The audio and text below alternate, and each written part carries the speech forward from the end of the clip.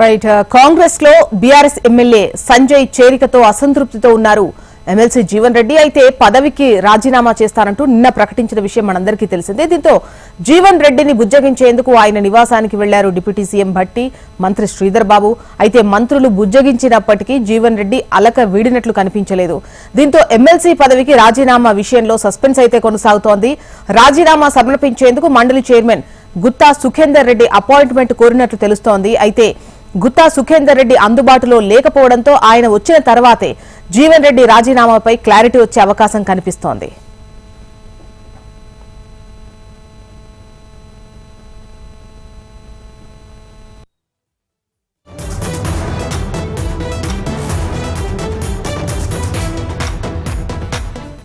Right Congress లో BRS MLA Sanjay చేరికతో అసంతృప్తితో ఉన్నారు ఎమ్మెల్సీ జీవన్ రెడ్డి. అయితే పదవికి రాజీనామా చేస్తానంటూ నిన్న ప్రకటించినటువంటి విషయం మనకు తెలిసిందే.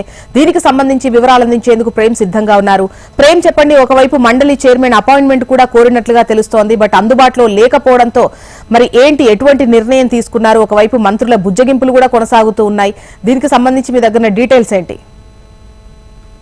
జోష్న మీరన్నట్టుగా ఒకవైపు కాంగ్రెస్ పార్టీలో బీఆర్ఎస్కు సంబంధించినటువంటి ఎమ్మెల్యేలను తీవ్రంగా వ్యతిరేకించారు ఎమ్మెల్సీ జీవన్ రెడ్డి. పోచారం శ్రీనివాస్ రెడ్డి జైనింగ్ను మొదలు పెడితే తన జగిత్యాలకు సంబంధించినటువంటి సంజయ్ కుమార్ ఎమ్మెల్యే అయితే కాంగ్రెస్ పార్టీలో జైనింగ్ కూడా తీవ్రంగా వ్యతిరేకించారు. తీవ్ర మనస్తాపం కూడా చెందారని చెప్పి చెప్పుకోవచ్చు. నిన్న తాను మాట్లాడుతూ కూడా ఒకవైపు పార్టీ సంప్రదింపులు కానీ మరొక వైపు పాంచ్ న్యాయలో భాగంగా కాంగ్రెస్ పార్టీయే పాంచ్ న్యాయలో పెట్టింది.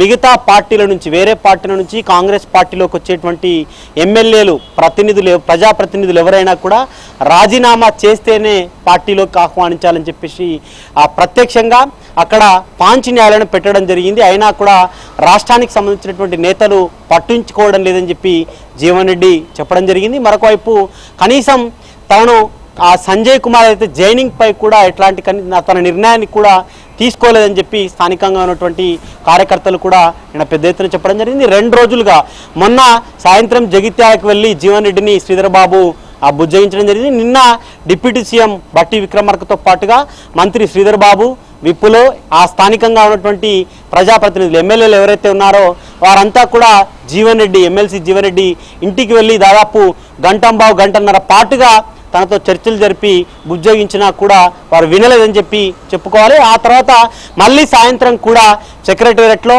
అయితే ఆ జిల్లాకు సంబంధించినటువంటి మంత్రులు ఉన్నటువంటి అందుబాటులో ఉన్నటువంటి ఎమ్మెల్యేలు కూడా ఎమ్మెల్సీ జీవన్ రెడ్డి విషయంపై కూడా సెక్రటేరియట్లో మాట్లాడారు. అప్పటికి కూడా జీవన్ రెడ్డి అయితే తాను తీవ్ర మనస్తాపానికి చెందాను, ఖచ్చితంగా పార్టీలోనే ఉంటా, 40 ఏళ్ల పాటు మొదటి 40 ఏళ్ల నుంచి పార్టీలో ఉంటున్న, పార్టీ కోసమే పనిచేస్తా, నన్ను నమ్మి గెలిపించినటువంటి ఎమ్మెల్సీగా గెలిపించిన నిరుద్యోగులు, విద్యార్థులు, ఉద్యోగుల సమస్యల కోసం నేను ఎప్పటికీ పోరాటం చేస్తూనే ఉంటాను. కానీ నా మనస్తాపం చెందిన కాబట్టి నేను ఎమ్మెల్సీకి రాజీనామా చేస్తా, పార్టీలోనే కొనసాగుతా.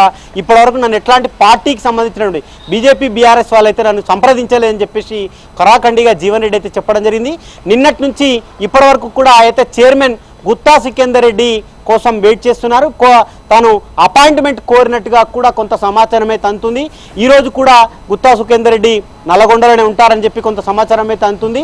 రేపు హైదరాబాద్కు వచ్చే అవకాశం ఉన్నట్టుగా కూడా తెలుస్తుంది. హైదరాబాద్కు వచ్చిన తర్వాత గుత్తా సుఖేందర్ రెడ్డిని ఎమ్మెల్సీ జీవన్ రెడ్డి కలుస్తారని అయితే పెద్ద ఎత్తున గాంధీభవన్ వర్గాల్లో చర్చ అయితే జరుగుతుంది. జోష్న. రైట్ ప్రేమ్.